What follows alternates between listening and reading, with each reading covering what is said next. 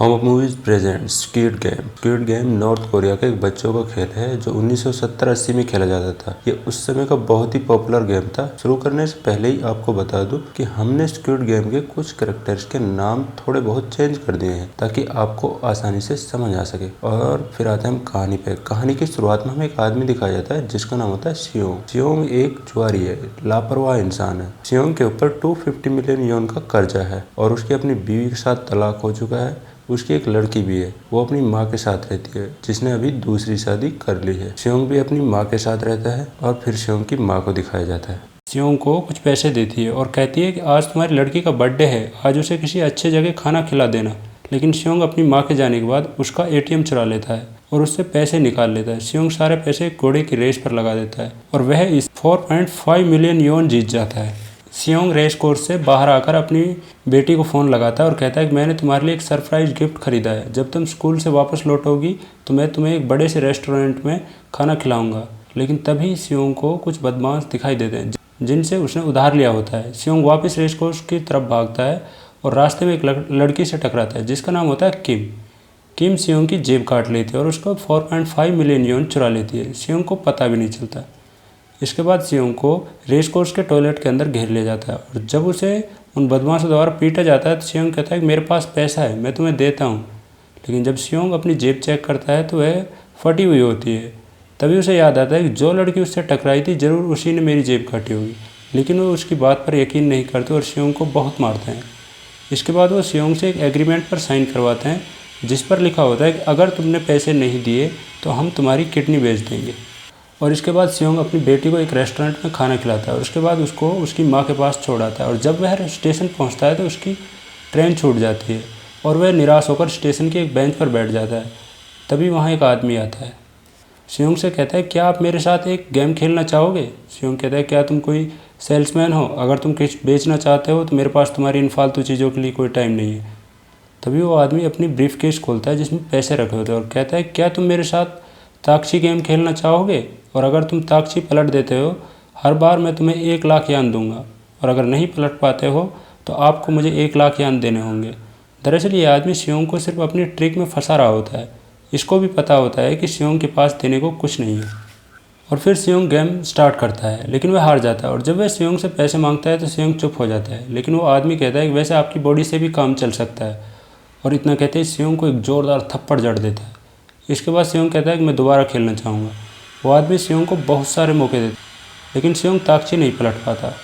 आदमी हर बार जीत जाता है। वह सियोंग को बहुत थप्पड़ मारता है। दरअसल एक ट्रिक होती है जिसे उस आदमी को पता होता है कि ये कैसे पलट सकती है, और जब एक बार सियोंग ताकची पलट देता है तो वह आदमी उसे 1 लाख यान दे देता है और सियोंग को बताता है कि आप और कुछ दिन खेलकर ऐसे ही बहुत सारा पैसा कमा सकते हैं। सियोंग कहता है कि मैं कोई छोटा बच्चा नहीं हूँ, आपकी बातों में आ जाऊँ। तभी वो आदमी खड़ा हो जाता है और सियोंग को बताता है कि मिस्टर सियोंग, आज सुबह ही आपने एक कॉन्ट्रैक्ट साइन किया था और इसके अलावा 160 मिलियन योन का लोन, 250 मिलियन बैंक का कर्जा, बीवी से 3 महीने पहले तलाक हो चुका है, रेस्टोरेंट खोले दोनों बंद हो चुके हैं और अब एक ड्राइवर की नौकरी करते हैं।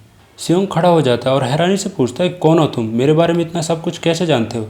लेकिन वह आदमी कुछ नहीं बताता। सियोंग को एक कार्ड देता है और कहता है कि हमारे पास ज़्यादा सीटें नहीं बची हैं, अगर आप खेलना चाहते हैं तो मुझे फ़ोन ज़रूर करना, और वहाँ से चला जाता है। और फिर सियोंग अपने पड़ोस की अपनी आंट की दुकान पर जाता है और जब उसकी आंट उसका चेहरा देखती है तो वह कहती है क्या तुम आज फिर से लड़ाई करके आए हो। तो सियोंग कहता है कि नहीं, मैं तो मेहनत से पैसे कमा कर लाया हूँ। और फिर सियोंग दुकान में लगी फ़ोटो देखकर पूछता है कि आंट वांग कैसा है। वांग सियोंग का बचपन का दोस्त है। वांग पढ़ने में बहुत अच्छा था और अब वह एक कंपनी के साथ काम करता है। तो सियोंग की आंट कहती है वांग कंपनी के एक बिजनेस ट्रिप पर विदेश गए हुए हैं और सियोंग को कुछ खाने को देती है और कहती है कि अब सीधा घर चले जाना। इसके बाद सियोंग का घर दिखाया जाता है और जब सियोंग वह पैसे अपनी माँ को देता है तो इसकी माँ पूछती है कि तुमने चोरी तो नहीं की है। सियोंग कहता है नहीं, मैं अपनी मेहनत से पैसा कमा कर लाया हूँ। और फिर उसकी माँ उसे बताती है क्या तुम्हें पता है तुम्हारी पत्नी और तुम्हारी बच्ची अब हमेशा के लिए विदेश जा रहे हैं।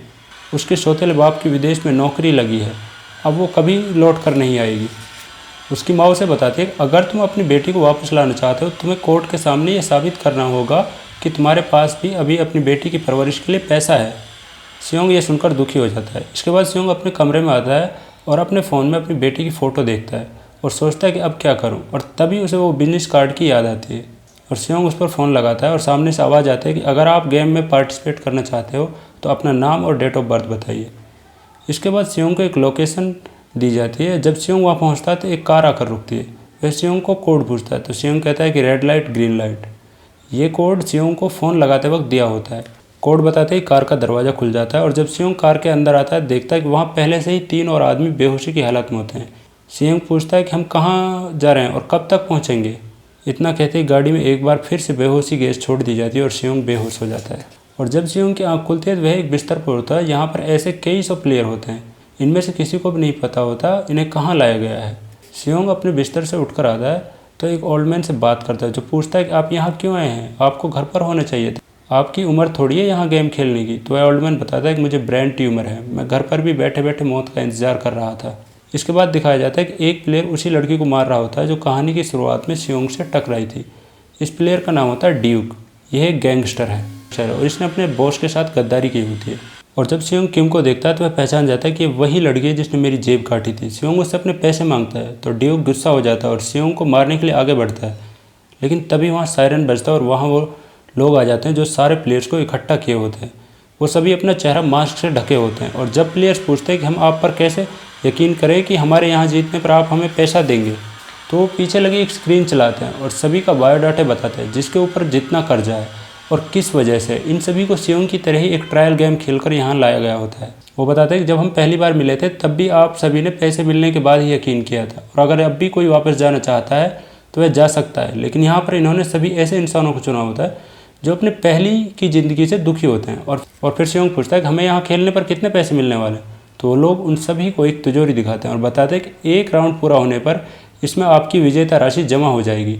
इसके बाद इन सभी से एक फॉर्म पर सिग्नेचर लेते हैं और सभी प्लेयर्स को एक एक करके कैमरे के आगे लाकर इनका फ़ोटो लेते हैं। दरअसल ये एक सीक्रेट गेम है। इन सभी प्लेयर्स के ऊपर सीक्रेटली बैटिंग हो रही होती है। इसके बाद सभी प्लेयर्स को एक खुले मैदान में पहले गेम के लिए लाया जाता है और वहाँ सियोंग अपने बचपन के दोस्त वांग को देखकर हैरान होकर पूछता है, तुम यहाँ कैसे? तुम तो अपनी कंपनी के बिजनेस ट्रिप पर गए हो ना? मेरे आंट से कल ही मिला था, उन्होंने भी ऐसा ही कहा था। लेकिन वांग ज़्यादा बात नहीं करता और सियोंग को कहता है कि गेम के बाद बात करते हैं। और इसके बाद एक नकाबपोश को दिखाया जाता है जो फ़ोन पर कहता है, मैं फ्रंटमैन बोल रहा हूँ, पहले गेम की सारी तैयारी पूरी हो चुकी है। फ्रंटमैन अपने आगे लगी स्क्रीन पर प्लेयर्स को देख रहा होता है। इसके बाद सभी प्लेयर्स को पहले गेम के रूल समझाए जाते हैं कि गाना बजने पर आपको आगे चलना है और गाना बंद होने पर जो प्लेयर्स हिलता हुआ पाया जाएगा उसे एलिमिनेट कर दिया जाएगा। और इसके बाद टाइमर शुरू कर दिया जाता है और जब पहली बार गाना बंद होता है तो एक प्लेयर जो सबसे आगे होता है वह हिलता हुआ पाया जाता है और तभी गोली चलने की आवाज़ आती है। प्लेयर 324 नीचे गिर जाता है। यहाँ अभी तक गेम को एलिमिनेशन का तरीका किसी को नहीं पता होता और जब एक बार फिर से गाना बंद होता है तो एक प्लेयर फिर से एलिमिनेट कर दिया जाता है, यानी कि उसे भी गोली मार दी जाती है। लेकिन इस बार सभी प्लेयर्स को पता चल जाता है कि एलिमिनेशन का मतलब गोली मार दी जाती है और सभी प्लेयर्स डर के मारे पीछे भागने लगते हैं और फिर अंधाधुंध फायरिंग होती है।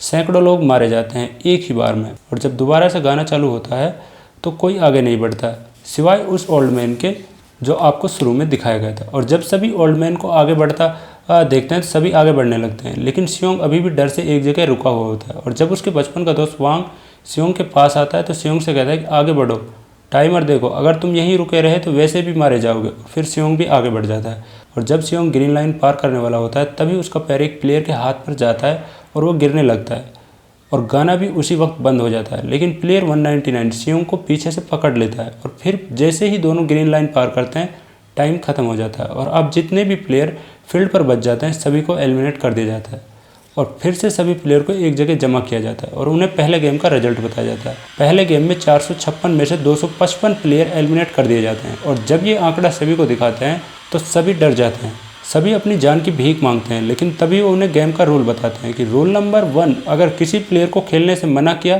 तो उसे एलिमिनेट कर दिया जाएगा। रूल नंबर 2, कोई भी प्लेयर गेम के बीच में छोड़कर नहीं जा सकता।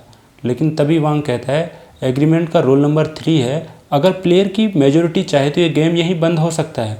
स्क्विड गेम के मेंबर कहते हैं आप बिल्कुल सही हैं, अगर आपकी मेजोरिटी चाहे तो आप गेम छोड़कर जा सकते हैं, इसके लिए हम आपकी वोटिंग करा सकते हैं, लेकिन इससे पहले हम आपको इनाम की राशि दिखाना चाहेंगे। और जब सभी को इनाम राशि दिखाई जाती है सभी इतना सारा पैसा देखकर दंग रह जाते हैं।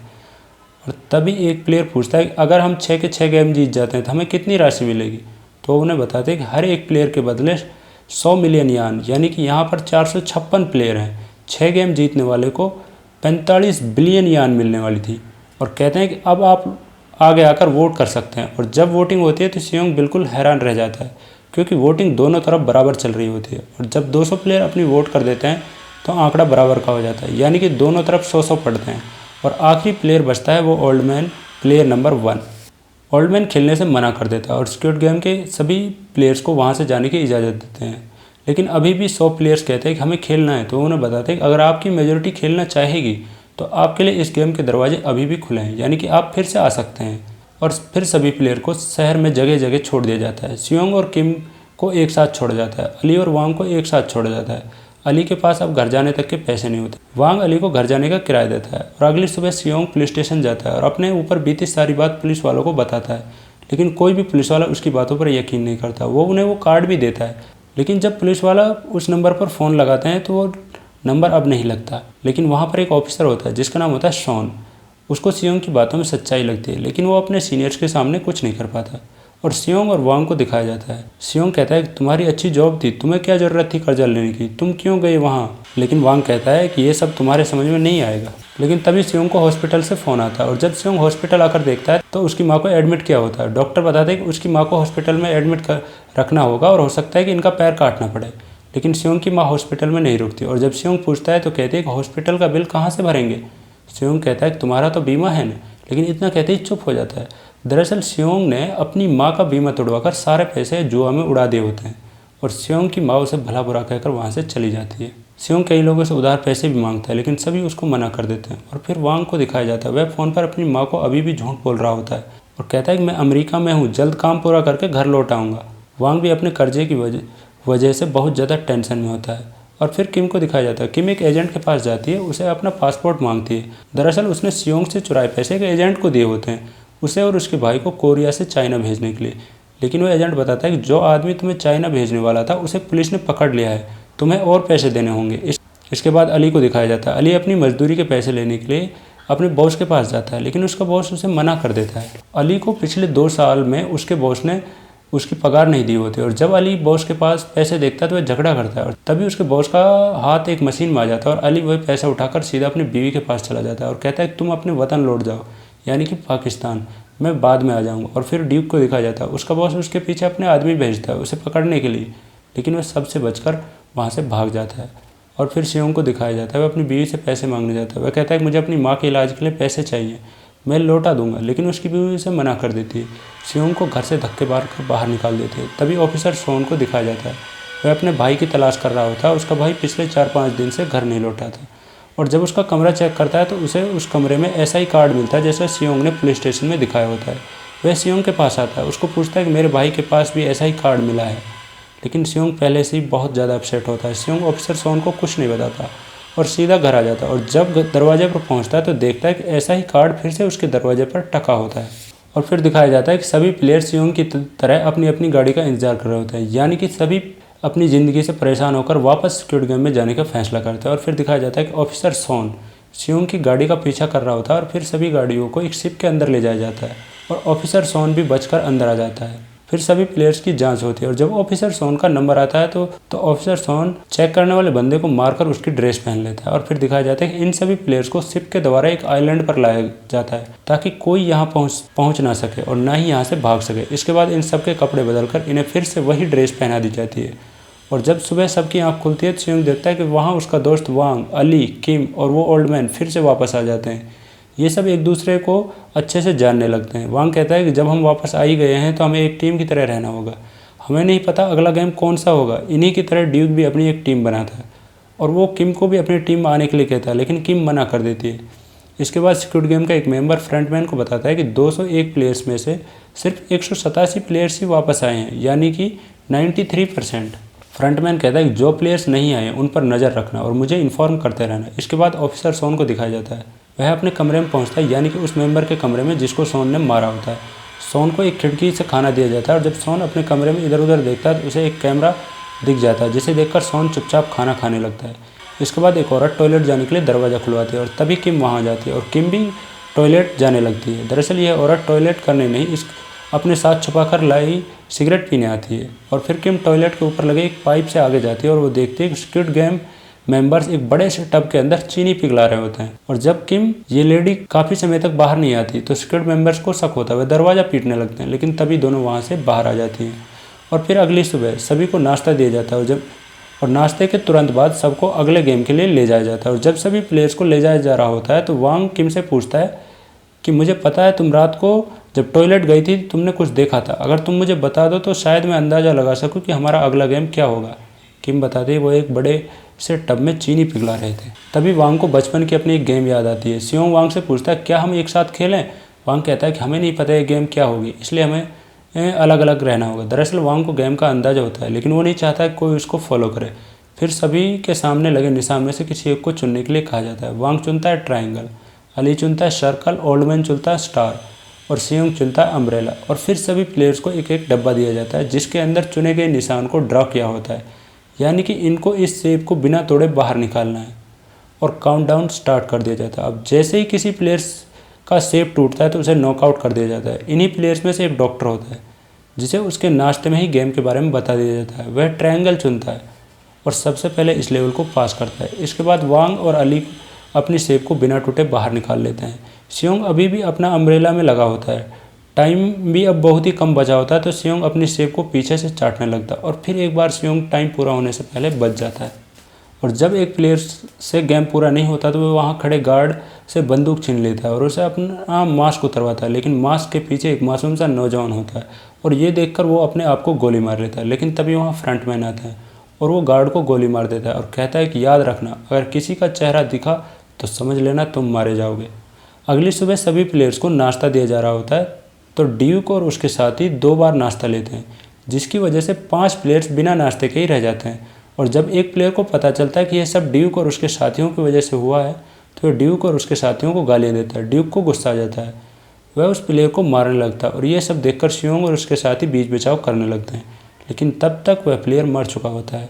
इसके बाद एक प्लेयर को दिखाया जाता है जो डॉक्टर होता है। वह एलिमिनेट हुए प्लेयर के शरीर से उनके अंग निकाल रहा होता है। तो वो स्क्विड के गार्ड से पूछता है अगला गेम क्या होगा, तो वो कहता है अगला गेम कल होगा, लेकिन पहले तुम्हें आज रात को बचना होगा।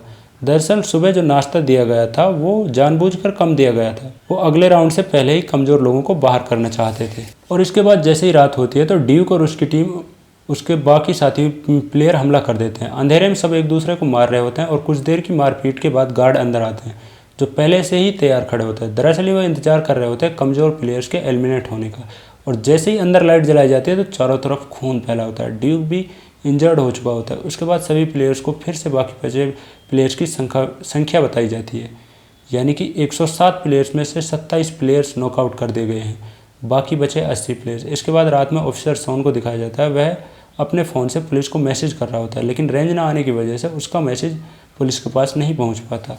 और फिर से प्लेयर्स को अगले गेम के लिए हॉल में इकट्ठा किया जाता है। बताया जाता है कि यह गेम टीम बनाकर खेला जाएगा, आपको 10-10 प्लेयर्स की टीम बनानी होगी। वांग कहता है कि हम 5 प्लेयर्स हैं, हम सभी को एक एक प्लेयर को लाना होगा। याद रहे प्लेयर कोई भी हो लेकिन लड़का होना चाहिए। ड्यूक अपनी टीम से अपनी गर्लफ्रेंड को निकाल देता है। किम अपने साथ एक लड़की को ले आती है तो वांग कहता है कि मैंने पहले ही बताया था प्लेयर लड़का होना चाहिए। लेकिन अभी भी वांग की टीम में 9 प्लेयर्स होते हैं क्योंकि ओल्ड मैन को कोई भी साथी नहीं मिला होता है। तभी ड्यूक की गर्लफ्रेंड वांग की टीम में आकर बैठ जाती है और इससे पहले कि वांग कुछ कहता टीम बनाने का समय पूरा हो जाता है। और फिर सभी प्लेयर्स को बताया जाता है कि अगला गेम होगा डग ऑफ वार, यानी कि रस्सा खींच। ये सुनकर वांग परेशान हो जाता है क्योंकि उसकी टीम में 3 लेडी और एक ओल्ड मैन होता है। पहला मैच होता है ड्यूक की टीम का। ड्यूक की टीम आसानी से मैच जीत जाती है क्योंकि ड्यूक की टीम में सभी ताकतवर खिलाड़ी होते हैं। मैच एक बहुत ऊंचे टावर पर खेला जा रहा होता है, यानी कि अगर कोई टीम हारी तो इतने ऊंचे टावर से गिरकर सभी की मौत हो जाएगी। इसके बाद नंबर आता है वांग की टीम का। सभी साथी परेशान होते हैं। दरअसल इन्हें भी पता होता है कि इनकी टीम कमज़ोर है, लेकिन ओल्डमैन बताता है कि मैं जवानी में डग ऑफ वार का चैंपियन खिलाड़ी था। वो सभी को सही से खड़ा होने का तरीका बताता है और जब विपक्षी टीम उन्हें नहीं खींच पाती तो वोंग कहता है कि 3 कदम आगे चलो और फिर एकदम से जोर लगाकर रस्सा छोड़ दो। वांग की टीम उसी के इशारे पर ऐसा ही करती है। वांग और उसकी टीम जीत जाती है। और इसके बाद डॉक्टर को दिखाया जाता है। वह एलिमिनेट हुए प्लेयर्स के अंग निकाल रहा होता है। गार्ड डॉक्टर को जल्दी करने के लिए बोलते हैं, लेकिन डॉक्टर कहता है मुझे कल के गेम के बारे में बताओ। और इसी बात को लेकर डॉक्टर और गार्ड के बीच झगड़ा हो जाता है। डॉक्टर एक गार्ड को मारकर बाहर आ जाता है, लेकिन तभी फ्रंटमैन डॉक्टर को स्क्रीन पर देख लेता है और फ्रंटमैन डॉक्टर और उस गार्ड को मारकर लटका देता है। इसके बाद सोन को दिखाया जाता है। वह एक सुरंग में अपने साथी से वहाँ की हर बात पूछता है, लेकिन तभी उसके साथी को उस पर शक हो जाता है। वह ऑफिसर सोन को मास्क उतरवाता है, लेकिन सोन जल्द ही गार्ड को गोली मार देता है और जब गार्ड की लाश मिलती है तो फ्रंटमैन को बताया जाता है। फ्रंटमैन कहता है कि मारने वाले को ढूंढो, यहाँ जल्द ही वीआईपी आने वाले हैं। ये बात वही मरने वाले गार्ड ऑफिसर सोन को बताता है। सोन बचता हुआ फ्रंटमैन के कमरे में पहुंच जाता है और सोन फ्रंटमैन के लैंडलाइन से फ़ोन कॉल करता है, लेकिन यहाँ पर सिर्फ इनकमिंग होती है। और फिर कुछ गार्ड फ्रंटमैन को आकर बताते हैं कि मारने वाला कहीं नहीं मिला, शायद वो समुद्र में कूद गया हो। फ्रंटमैन कहता है कि वो यहीं कहीं है। दरअसल वो इसलिए कहता है क्योंकि सभी ऑक्सीजन सिलेंडर वहीं रखे होते हैं और वो जब अपना फ़ोन देखता है तो वो कहता है कि मैं हमेशा राइट साइड में फ़ोन रखता हूँ, यहाँ इसको लेफ्ट में रखा गया है। इसके बाद फिर से सभी प्लेयर्स को अगले गेम के लिए जमा किया जाता है और उन्हें 2-2 प्लेयर्स की टीम बनाने के लिए कहा जाता है। वांग अली के साथ, सियोंग ओल्डमैन के साथ, किम सेबियोक के साथ टीम बना लेते हैं। यहाँ पर ओल्डमैन के साथ कोई टीम नहीं बनाता, लेकिन सियोंग ओल्डमैन का साथ देता है। अब सभी प्लेयर्स को एक एक करके थैली पकड़ा दी जाती है जिसमें 10-10 कंचे होते हैं और बताया जाता है कि जो भी अपने साथी प्लेयर्स के सभी कंचे जीत लेगा वो पास हो जाएगा और हारने वाले को एलिमिनेट कर दिया जाएगा। और ये सुनकर सब हैरान रह जाते हैं क्योंकि यहाँ पर सबने ऐसे ही प्लेयर्स को साथ में टीम बनाई होती है जिसे वो पसंद करते हैं। यहाँ पर एक टीम में पति पत्नी होते हैं, यानी कि इनमें से किसी एक को अब मरना होगा। वांग अली के साथ इमोशनल हो जाता है। अब ये सभी प्लेयर्स ना चाहते हुए भी खेलने के लिए मजबूर होते हैं। अली को गेम के बारे में कुछ नहीं पता होता। वांग अली को गेम के रूल समझाता है और जब अली को समझ आ जाता है तो अली वांग के सभी कंचे जीत लेता है। वांग के पास सिर्फ एक कंचा बचता है। वांग समझता है कि अली ने उसके साथ धोखा किया है, उसको सब आता है और वो अली के साथ झगड़ा करता है, लेकिन गार्ड तभी वांग के ऊपर बंदूक तान देता है। वांग अली को कहता है कि हो सकता है यहाँ कोई और भी हो जो टाइम पूरा होने पर भी अपने सारे कंचे नहीं जीत पाए, हम उसके साथ खेलकर दोनों बच सकते हैं। अली वांग की बातों से अनजान होता है और वो राजी हो जाता है। दरअसल वांग अली को बेवकूफ़ बना रहा होता है और जैसे ही अली वांग की बातों में फंसता है, वांग सभी कंचे गार्ड को जमा करवा देता है और कहता है कि रूल के मुताबिक मुझे अपने साथी प्लेयर से बिना झगड़े किए सारे कंचे लेने होंगे। सारे कंचे यहाँ हैं, मैं जीत गया। अली को गोली मार दी जाती है। सियोंग ओल्डमैन के पीछे घूमता है, लेकिन ओल्डमैन खेलने के लिए राजी नहीं होता। उसे कंचे देखकर अपना बचपन याद आ रहा होता है और जब गार्ड के कहने पर ओल्डमैन खेलने के लिए राजी होता है तो वह सियोंग के 9 कंचे जीत लेता है, यानी कि सियोंग के पास भी अब एक ही कंचा बाकी बचा होता है। लेकिन इसके बाद ओल्डमैन जानबूझकर अपने सारे कंचे सियोंग को हरा देता है। ओल्डमैन को एलिमिनेट कर दिया जाता है। एलिमिनेट होने से पहले ओल्डमैन सियोंग को वहाँ की सभी बातों के लिए धन्यवाद करता है। सियोंग और ओल्डमैन गले मिलकर रोने लगते हैं। यहाँ पर सभी अपने साथी को एलिमिनेट करने के बाद रोने लगते हैं। दरअसल सभी ने अपनी मर्जी की टीम बनाई होती है जीतने के लिए, लेकिन यहाँ किसी को नहीं पता होता कि उन्हें अपने ही साथी को एलिमिनेट करना पड़ेगा। इसके बाद फ्रंटमैन को दिखाया जाता है।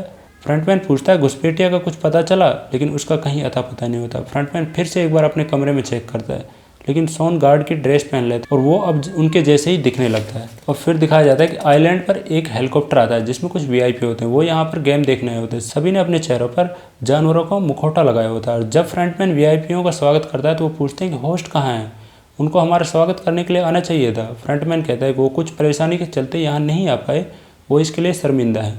और हमें यहाँ पे ये पता चलता है कि फ्रंटमैन सिर्फ एक मोरा है। दरअसल ये गेम कोई और ही ऑर्गेनाइज करवा रहा है, होस्ट कोई और ही है। और इसके बाद सभी वीआईपी को उनके कमरे में आराम करने के लिए भेज दिया जाता है अगला गेम चालू होने तक के लिए।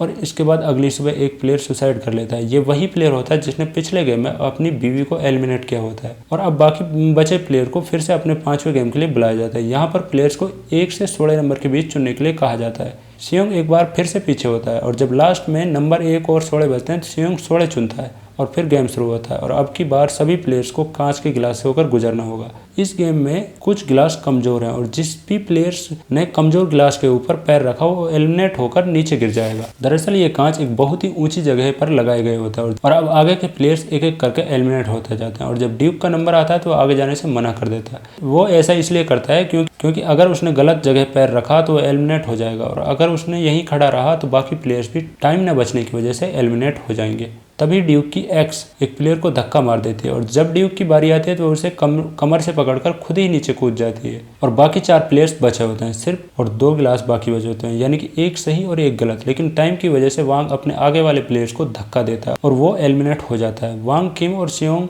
5वां राउंड पूरा कर लेते हैं। तभी फ्रंटमैन को दिखाया जाता है। जब वो अपने ऑफिस से एक टनल को खोलकर देखता है तो उसे सोन दिख जाता है।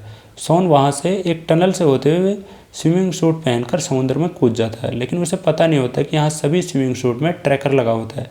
फ्रंटमैन ट्रैकर को देखकर एक बोट लेकर सोन के पीछे जाता है।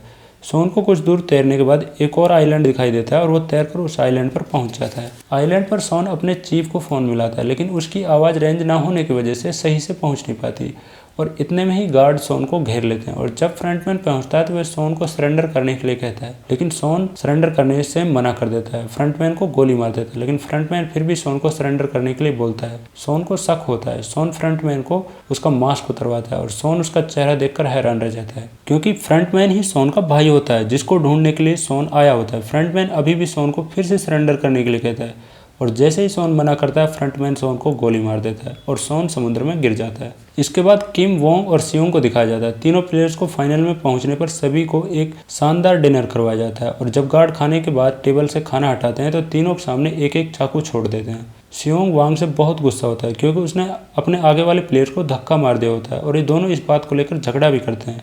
और रात में जब सियोंग वांग को मारने जाता है तो किम सियोंग को रोक लेती है और सियोंग को अपने भाई के बारे में बताती है और इतना कहते ही किम अपने गले में खुद ही चाकू मार लेती है। सियोंग ये देखकर घबरा जाता है, वो मदद के लिए चिल्लाता है और फिर कुछ देर बाद गार्ड दरवाजा खोलकर अंदर आते हैं और सियोंग देखता है कि वांग किम का गला काट देता है। सियोंग ये देखकर रोने लगता है। वो वांग को मारने के लिए चलता है, लेकिन गार्ड पहले ही उसे पकड़ लेते हैं। और फिर अगली सुबह गेम का आखिरी गेम यानी कि फाइनल शुरू होता है और अब दोनों बचपन के दोस्त आमने सामने होते हैं।